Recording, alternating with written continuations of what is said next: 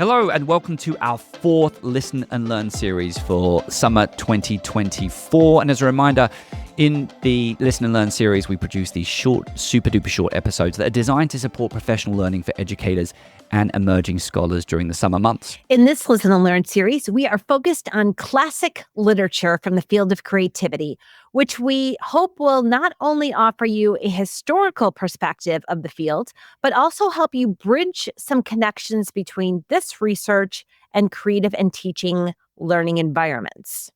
And if you've been listening to our past few episodes, you will know that during the introduction to the Listen and Learn series, Cyndi and I introduced our emerging scholar in residence, Jimmy Wilson, who's going to be sharing some commentary related to this Listen and Learn series on our website, fuelingcreativitypodcast.com. And to make things extra fun, at the end of each episode, we will share a single letter, which is part of a code word that you, our listeners, must guess before the end of August.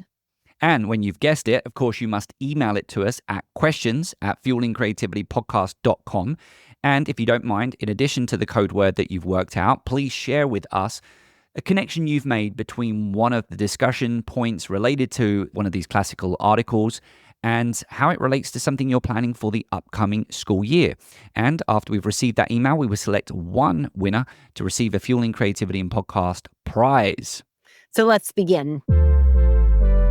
So, Cyndi, we're actually halfway through the Listen and Learn series, or over halfway through now, and so we should set the stage a little bit. We're in a scenario where we've kind of had Joy Paul Guilford kind of present to a group of psychologists saying, hey, we need to go and investigate this thing called creativity, because I don't think it is just about intelligence, and it's kind of really important.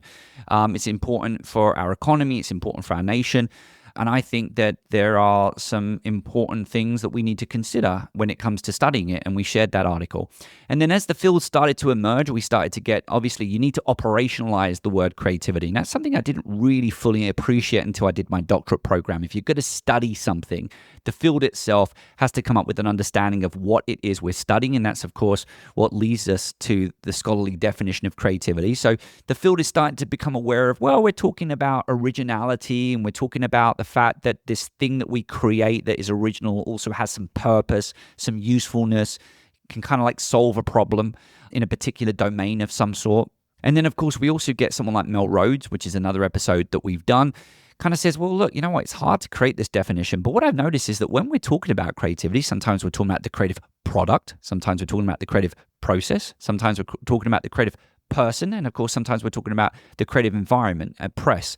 And that was another article that we've discussed. And I think this article, which I'm going to have you introduce in a second, really kind of, I think, builds on all of that work, but I think particularly related to Guilford, because we're looking at the creative person.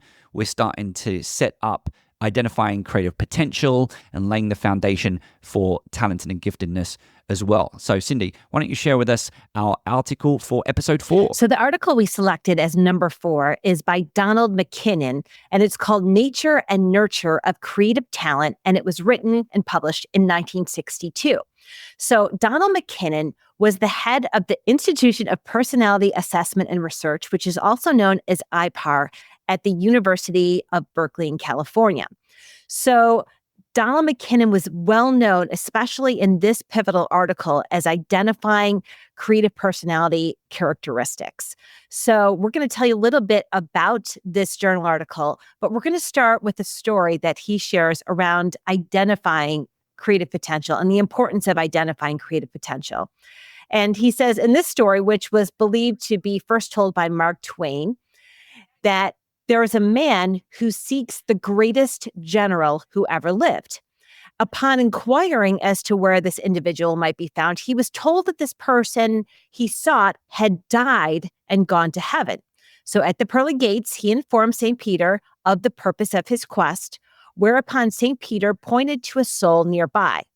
But that, protested the inquirer, isn't the greatest of all generals. I knew that person when he lived on earth, and he was only a cobbler, which is a shoe fixer-upper. I know that, said St. Peter, but if he had been a general, he would have been the greatest of them all.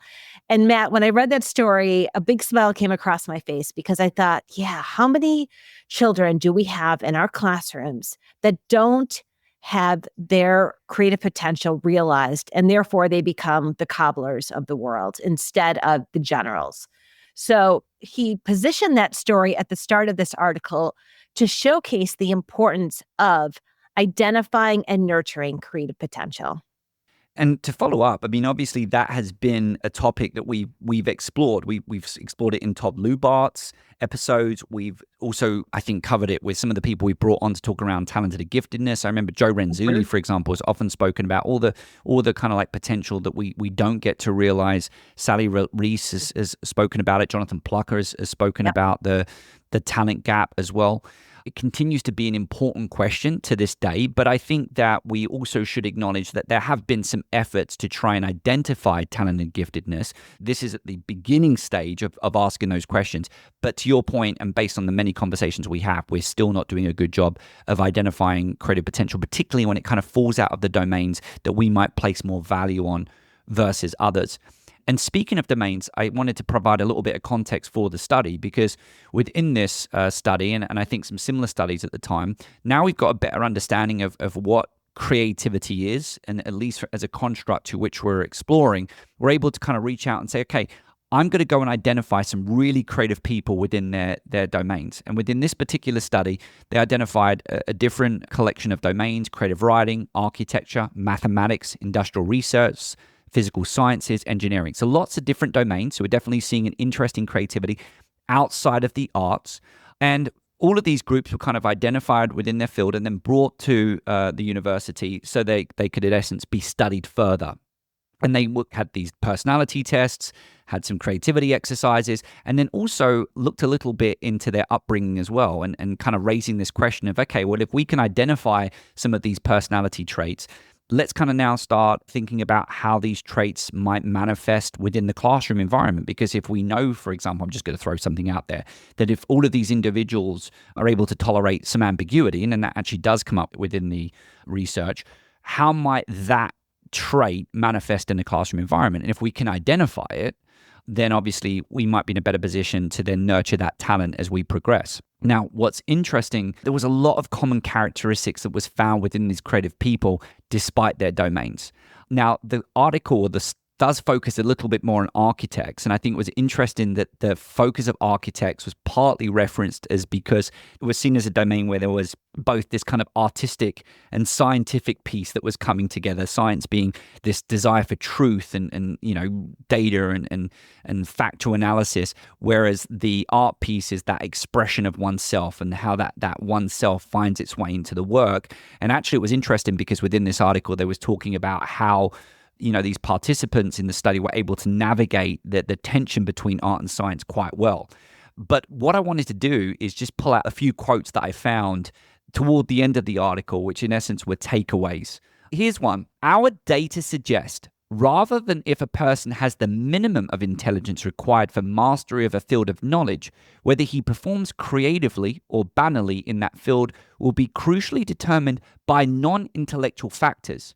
We would do well then to pay more attention in the future than we have in the past to the nurturing of these non-intellectual traits, which in our studies have been shown to be intimately associated with creative talent.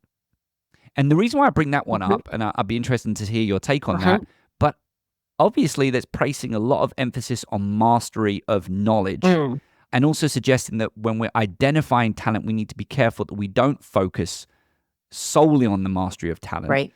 But I feel like that conversation is still something we're having as well. I think so too, Matt. And I think that, what are the characteristics that they describe that come out of creative individuals was the other piece that I was just thinking about when you said that. So getting beyond just the intellectual and the knowledge, but into these other skills like openness they talk about. And one of the things that struck me was the openness of feelings and emotions, and having a sensitive intellect and understanding self-awareness and having a wide range of interest. So it was really interesting to me to think about focusing on the content and the knowledge versus this openness to feelings and emotions and intellect and richness and complexity of experience. Yeah, and being able to handle that complexity of problems as well, I thought was interesting. And of course, it was a period. I mean, it's a classical piece of literature. So we get the stereotype that those emotions are most often associated with the feminine characteristics. And I think we're making some progress on the fact that men can share emotions as well. But I think just that idea of the sensitivity to the problem, the sensitivity to other people, I totally agree. And then the openness, I've actually got a quote with the openness, which you may have as well. It is the duty of parents to communicate and of professors to profess what they judge to be true, but it is no less their duty by example to encourage in their children and in their students an openness to all ideas, and especially to those which most challenge and threaten their own judgment. So making sure, I think kind of connects with this idea of the one right answer, but also recognizing that the students need the options in the classroom. We need to provide them with that sense of choice, which is another theme that's come up on the podcast as well. Yes. And I also think this whole idea of keeping open to what your students and what your children are interested in, because it may not be the same as what you have. And I'm sure, Matt, you have 3 boys at home. Not all of them have the same interests you do. So being open to their ideas, being open to their experiences and what they want in life, I think it's sometimes challenging to do if it's not in the same realm of what your interests are. Well, I mean, I'm going to get onto the parent piece in a moment. And in fact, it is actually related to parenting, because within the article, when they were looking into the background of these people who were identified as being creative within their fields, it was interesting to note that a lot of them, in essence, my interpretation was just a wide experience of different life events and situations. I kind of like equated it to the fact that, some of them have moved around a lot, but it wasn't like they were, if I was to translate the findings in today's world, they wasn't necessarily in just one sport. Right. And they wasn't necessarily just in a situation where they only lived in a city. They'd been able to experience different things, which obviously, if you think about it, the more experiences we have, the more knowledge we probably can gain about the world. And probably with that knowledge, we can also begin to make some unique connections as well. So I think that's something that both educators and parents can think about. But the final quote that I had for this article does very much focus on parents. And I think it builds on what you just said, because we're starting to flirt with this idea of like being open to different career paths as well. There was not an anxious, so this is them sharing their findings around the home environment of these creative individuals. There was not an anxious concern on the part of the parents about the skills and abilities of the child. What is perhaps most significant was the widespread definite lack of strong pressures from the parents toward a particular career. Matt, that reminds me so much of a book I just finished that was just recently published called Never Enough. And it's all about the pressures that we put on our children because we want them to be more. And so when I read that, it really struck me of what's happening right now in our society in 2024 and how much pressure we put on our kids to do more and be more and participate more and be in more in activities. And I think that's part of a really challenging landscape of parenting right now, and trying to work through how much do I want my kids to push themselves and how much do I want them to enjoy their life? And how do we strike that balance between the two? Because I don't think it's easy, especially when we see other kids getting ahead because they are putting in more time. How do we balance that polarity? I don't know. What do you think? Well, I can't get too deep into this topic because obviously I'm experiencing it now with my boys' sports, and I'm dealing with a lot of feelings. I know that he should be running laps around the track to improve his fitness. I know that I should be finding time to improve his shooting practice and his ball skills. But he's already playing soccer a few times a week during the regular semester. And at the end of the day, he's just turned 10. Now, I'm wrestling with the fact that he likes basketball, and I actually should be open to the fact that I'm taking him camping this weekend. But I kid you not, in today's parenting culture, I'm dealing with the fact that I know that there are a number of other parents within his team the kids are doing lots of soccer throughout the summer. And, you start thinking about that 10,000 hour rule, and they're going to be clocking up a lot of training time over these summer months when I choose to kind of have him do something other than soccer. And I'm sitting there, and I've actually said to myself, and my wife and I have discussed this, well, maybe we could do one more year of this, but if we don't have him playing soccer over the summer, he's going to start falling too far behind. Oh. And of course, that's an example of me laying down the pressure. I think the balance is that he needs to say, oh, I don't want to go camping, I want to play soccer instead. And he hasn't done that. He wants to go camping. And I think that's the balance. And it's tough because I don't think he's going to be a football player if he doesn't work hard at it. But I just have to live with that. And that's okay. And they're going to be okay. And I think Yes, that's a hard place. that's I think that's a hard place to be. So Matt, there's one more quote I want to bring up, which comes directly from the article. In college, our creative architects earned about a B average. In working courses which caught their interest, they could turn in an A performance. But in courses that failed to strike their imagination, they were quite willing to do no work at all and could be seen as rebellious, which those might be students that are not to our liking. We like students. I'm sure you like students in your class who go and do the assignments as you've asked them to do. And there are students that may seem rebellious because they're questioning your authority or they're questioning your assumptions, or they don't want to put in the work because they're not really interested in. So what do we do with those students who have the creative potential but don't want to put in the work because they don't have the interest? What do you think? Well, it's a good question. In the podcast, we've discussed a lot around interests as well. And funny enough, a lot of the conversations around interests have been when we've been interviewing gifted and talented scholars. And I remember Jonathan Plucker talking about the fact that when it comes to giftedness, you can usually identify it because they're usually doing it. But to your point, you don't need to necessarily have mastery of your discipline, but you need to have the minimum level of knowledge. Yeah. And I think, again, unfortunately, I would argue that we need to learn things to be creative. We need to learn about the domains. So we do have to teach. We do have to get students to sometimes learn things that they might not necessarily realize is important. I think that's the key, is not necessarily important to them at this time. And I think that's part of the challenge with instruction. And ultimately, Cyndi, within the podcast, one of the themes is make the connections to their interests. So that's really the challenge. It's not always going to be easy to do. And it might not even be always possible to do, but let's endeavor to make the connections to interests when we can. And that also requires you to get to know your children as well. Well, Matt, I think that is a great way to end it. So are you ready to wrap up? Yes. And before we go, of course, we have to share that special code word for this episode. Are you ready? Should we do a drum roll? Yes. And you throw out the code word. Here's the drum roll. Code word, the code letter. Are you ready? Code letter. I did that in the last Listen and Learn series. Code letter. T. For tango. Trinket.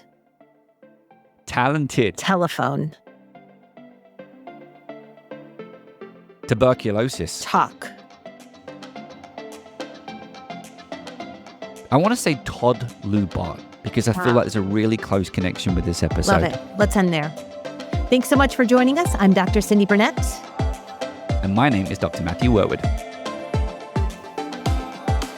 This episode was produced by Matthew Worwood and Cyndi Burnett. Our podcast sponsor is Curiosity to Create, and our editor is Sam Atkinson.